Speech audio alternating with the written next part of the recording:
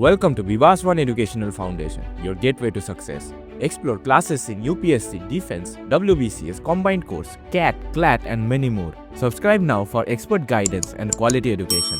नमस्कार दोस्तों, विवास one educational foundation में आप सभी का स्वागत है। पिछले क्लास में हम लोगों ने सेट के कुछ पार्ट्स पर चर्चा कर लिया था, जैसे सेट के रिप्रेजेंटेशन, सेट के सबसेट और प्रॉपर सेट। इसमें सुपर सेट भी था। आज का जो हमारा लेक्चर है, इसमें जो सबसे पहला टॉपिक है वो होगा यूनिवर्सल सेट। यूनिवर्सल सेट को हम सेट ऑफ ऑल सेट भी कहते हैं। सेट ऑफ ऑल सेट बोलना ठीक नहीं होगा इसे, क्योंकि उसके लिए पावर सेट ऑलरेडी है अपने पास।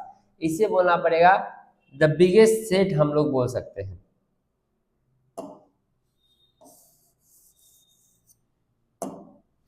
द बिगेस्ट सेट किसी भी सेट का पावरफुल सेट होता है। इसका मतलब ये है कि उस सेट के अंदर में जितने एलिमेंट्स होते हैं वो किसी न किसी दूसरे सेट के अंदर मौजूद होते हैं। उसे हम क्या कहते हैं? Universal set. जैसे अगर हम ये बात करें कि नेचुरल नंबर और होल नंबर। नेचुरल नंबर के लिए होल नंबर क्या है? यूनिवर्सल सेट है, क्योंकि जो जो एलिमेंट्स नेचुरल नंबर में देखने को मिलते हैं वो सभी एलिमेंट्स होल नंबर में देखने को मिलते हैं। होल नंबर के लिए यूनिवर्सल सेट क्या है? होल नंबर के लिए इंटीजर। जो सेट्स आप लोगों को क्या होंगे? होल नंबर में मिलेंगे, और सभी एलिमेंट्स किस में मिलेंगे? इंटीजर में। इंटीजर का जो यूनिवर्सल सेट है वो है क्या? Rational number. और इन सभी का यूनिवर्सल सेट क्या है? Real number. मतलब ये जितने भी एलिमेंट्स इन सेट्स में है उन सभी एलिमेंट्स क्या देखने को मिलेंगे? रियल में दिखेंगे, और इसके अलावा भी कुछ एलिमेंट्स दिखेंगे।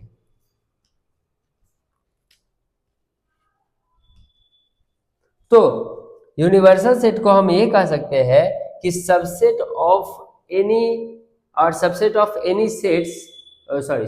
ऑफ एनी सेट और ए कॉम्बिनेशन ऑफ सेट। अगर किसी सेट का हमने सुपर सेट बनाया और या उनके कॉम्बिनेशन पर चर्चा किया तो हम लोगों ने किस बात रखा? यूनिवर्सल सेट के कॉन्सेप्ट को। अब यहाँ क्वेश्चन ये है कि हम लोगों ने एक यूनिवर्सल सेट पढ़ा जो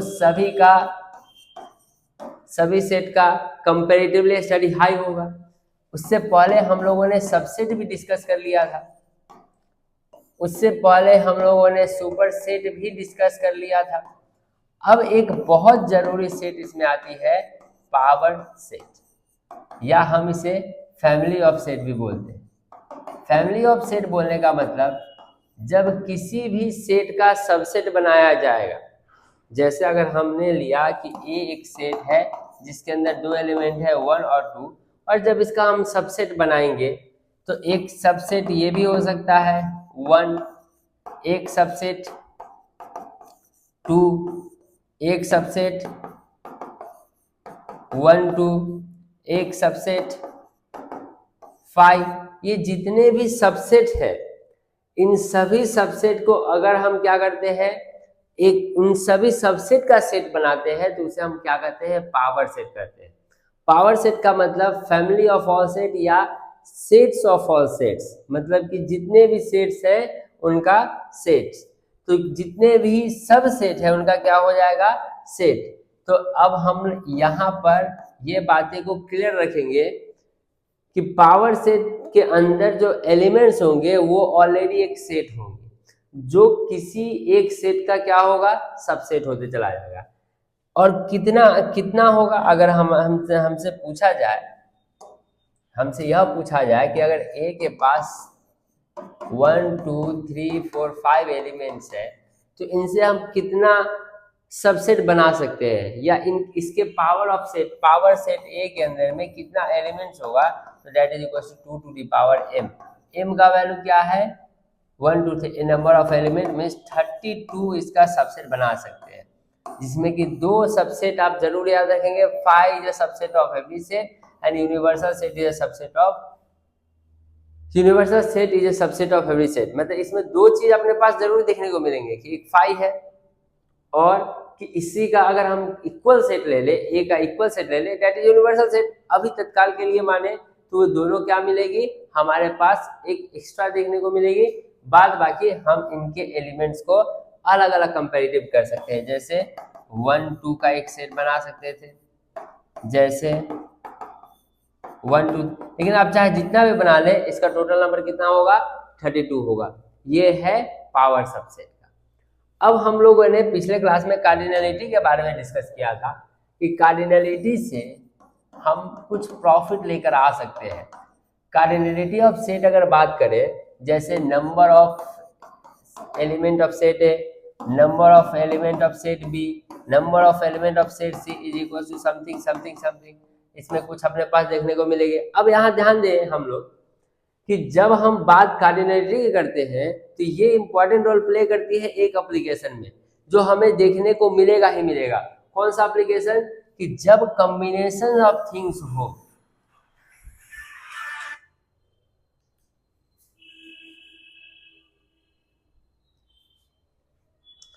जब कॉम्बिनेशंस ऑफ थिंग्स हो, जैसे अपने पास कोई सेट ए हो, कोई सेट बी हो, सी डी ई हो, तो अपने पास कॉम्बिनेशन सेट्स हो, उनमें क्या कॉमन है, क्या कॉमन नहीं है, क्या ओवरऑल है, क्या ओवरऑल नहीं है, कितने लोग एक काम करते हैं, कितने लोग 2 काम करते हैं, कितने लोग 3 काम करते हैं, इन सभी चीज का जो डेटा है ये हमें कौन दे सकता है, कार्डिनलिटी से दे सकता है। जिसका हम लोग जिस 2 तरह से हम चीजों को समझते हैं, एक या तो हम उसे डायग्राम में रिप्रेजेंट करते हैं, जिस डायग्राम का नाम होता है वेन डायग्राम, या तो हम उसे फॉर्मूला बेस एनालिटिकल बेस पढ़ते हैं, जो आप फॉर्मूला पढ़ते हैं n of a union b equals to n of a plus n of b minus n of a intersection b। अब यहाँ ध्यान देंगे, हम लोग अपने लेक्चर में फॉर्मूलाज को ज्यादा डिस्कस नहीं किए क्योंकि आपके पास बहुत सारे फॉर्मूलाज होंगे। We are here to discuss about the concept of each and every chapters because we need connectivity. if you go in class and then tell your teacher that I want to learn, I want to know the formula, the teacher will tell you, and in many books you will find the formula, but the thing is you do not find the connectivity concept of these topics. So अब इसको 2 तरीका से करने का अपने पास option है। एक तरीका हमने बोला वेन डायग्राम। वेन डायग्राम क्या करता है कि जो यूनिवर्सल सेट है उन्हें रेक्टेंगल में रिप्रेजेंट करो, ये यूनिवर्सल सेट रिप्रेजेंट करने के लिए, और इसका जो सबसेट्स है उसे हम लोग सर्कल में रिप्रेजेंट करेंगे। तो अब यहाँ चीजें क्लियर हो जाएगी। चीजें क्लियर इसलिए हो जाएगी क्योंकि अब हमारे पास जो दोनों के बीच में कॉमन है हम उसे ऐसे रिप्रेजेंट कर सकते हैं, टोटल को हम ऐसे रिप्रेजेंट कर सकते हैं, इस तरह से सेपरेट पार्ट को हम इस तरह से रिप्रेजेंट कर सकते हैं। ठीक है, तो हम किसी भी तरह से इस रिप्रेजेंटेशन से हम अपने वैल्यू को फाइंड कर सकते हैं। और आपके पास 2 तरीका होगा, एक तरीका फॉर्मूला बेस्ड काम करने का। अब ये दोनों तरीका हमारे लिए प्रॉफिटेबल होता है on the basis of your time, किस समय में किस क्वेश्चन में कौन सा फॉर्मूला का जरूरत होती है। जैसे कि अगर आप खासकर एनडीए एग्जाम की बात करें तो वहां आप पाएंगे सभी स्टूडेंट ज्यादातर जो जिन्होंने एनडीए एग्जाम दिया वो कनेक्ट कर पाएंगे कि जब आप एग्जामिनेशन की चर्चा करते हैं उस एग्जामिनेशन की और उसके क्वेश्चंस को सॉल्व आउट करते हैं तो आपको ये देखने मिलता है कि वहां एक्चुअल आंसर से ज्यादा हमें पॉसिबल आंसर फाइंड करने के लिए ज्यादा अपॉर्चुनिटी मिलती है कि क्या पॉसिबल आंसर हो सकते थे, क्या पॉसिबल आंसर ज्यादा मारे जा सकते थे, क्योंकि ऑप्शन उसी के बेसिस पर बना होता है। तो उस तरह से हम लोग जो एनडीए एग्जामिनेशन में ज्यादातर हम वेन डायग्राम का यूज करके क्वेश्चन को सॉल्व करते हैं। आप चाहे तो फॉर्मूला बेस भी कर सकते हैं, कभी कभी फॉर्मूला बेस इजी होता है, कभी कभी वेन डायग्राम बेस इजी होता है। तो चलिए इसके साथ हम आगे बढ़ते हैं। अब आगे बढ़ने से पहले आप लोग क्लियर कर ले कि जो सेट का कॉन्सेप्ट है और जो बेसिक नीड है हम लोगों ने उसे क्या कर लिया, पूरा कर लिया। अब सेट में इनसे ज्यादा कुछ नहीं है। इसको अगर आप डिटेल में पढ़ना चाहते हैं तो हमारे इंस्टीट्यूट के बैच में ज्वाइन करें, जहां हम लोग इन सब चीजों को डिटेल्स में बात करते हैं।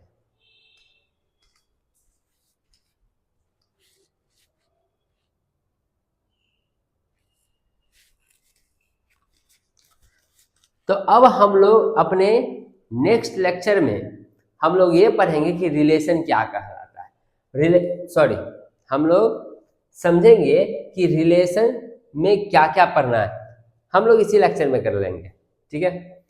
चलिए, तो अब हम लोग देखते हैं कि सेट का तो काम कंप्लीट हो गया, सेट में जितने भी पढ़ने थे बात क्लियर हो गए। अब रिलेशन में हमें रिलेट करना था दो सेट को, सेट ए और सेट बी को।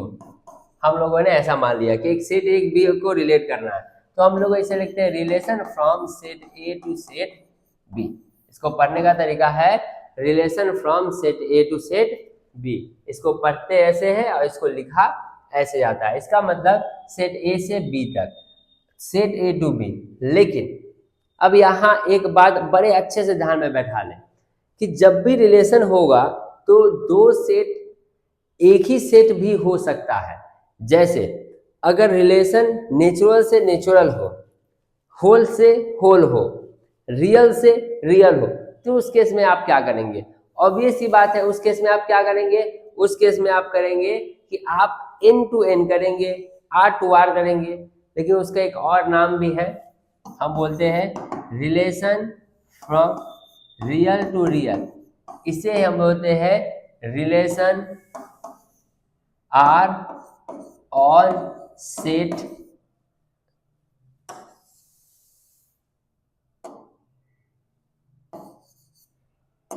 Are on set R, R on set R, relation on set R, relation on set R.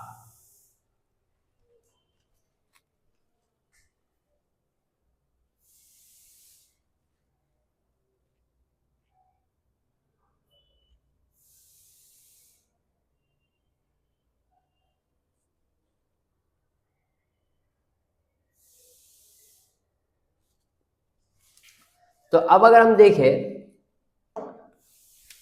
Relation में जो हम लोग पढ़ते हैं, ये दो तरह से क्वेश्चन को